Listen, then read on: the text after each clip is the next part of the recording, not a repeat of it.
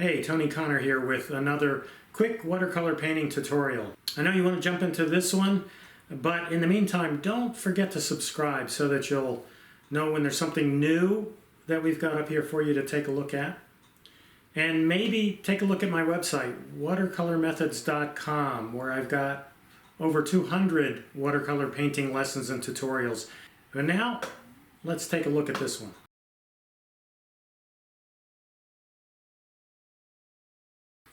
In this lesson, we're going to do a study, really, of a really seasonal subject, which are these three pumpkins. And they're three pumpkins sitting in light that's coming from the right, so they're casting shadows to the left. Now, because the pumpkins are all orange, we're going to be using a really limited color set. In fact, we're going to be using a set of complementary colors, orange and blue, the cadmium orange. So I get that in, and actually once it's on, I add some clear water to it.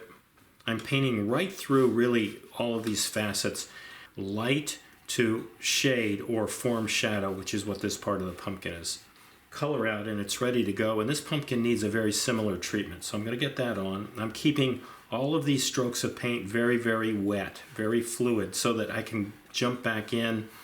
I'm going to kind of connect that down here, even though there's going to be some form shadow in there. This is where I'm going to start putting in the form shadow, or I like to call it shade, but the form shadow, the darker part of the pumpkin. I want to keep that sense of that brightness, of that really bright orange color on these pumpkins. Now you can see there's not a lot of value difference. This is not a lot darker than this, but it's enough darker that it makes it look like it's the shady side of the pumpkin.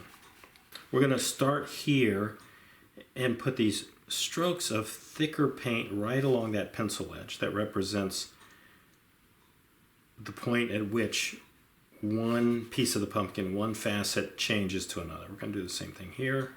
I'm going to add a little bit more right along that area there, and a little bit again down in along these lines that represent where those crevices are.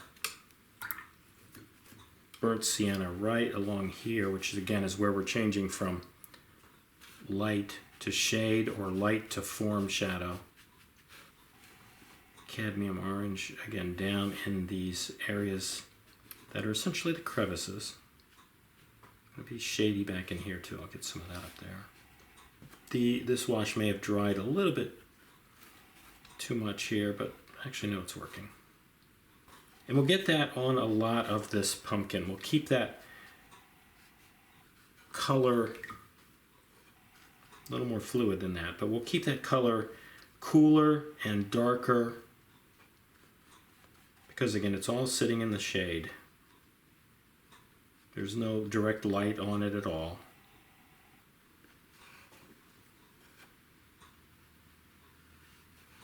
We'll get that in some of these areas where the pumpkin would really be turned away from the light, and we'll also use it for the crevices.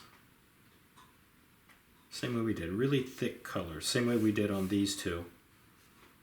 Blue-gray, but the real key here is that we want this to be darker than anything else that we've already painted. And now in here where there's really some of that warm light bouncing off of the backs of the pumpkin, really, and reflecting into that area, I'm going to get mingle some of the orange, actually back in here as well. Cast shadow right off the edge.